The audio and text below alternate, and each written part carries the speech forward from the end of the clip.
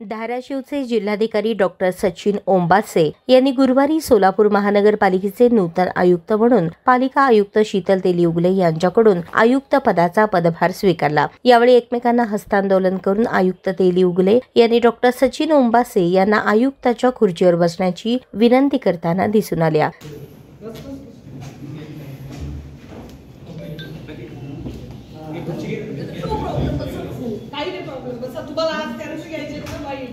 दरम्यान आयुक्त पदाचा पदभार स्वीकारण्यापूर्वी डॉक्टर सचिन ओंबासे यांनी ग्रामदैवत सिद्धरामेश्वर महाराजांचे दर्शन घेतले। यावेळी पालिकेच्या काउन्सिल हॉल सभागृहात नवनियुक्त आयुक्त डॉक्टर सचिन ओंबासे यांचा पत्रकारांच्या वतीने स्वागत करण्यात आले। यावेळी पत्रकारांशी गप्पा मारता नवनियुक्त पालिका आयुक्त सचिन ओंबासे म्हणाले,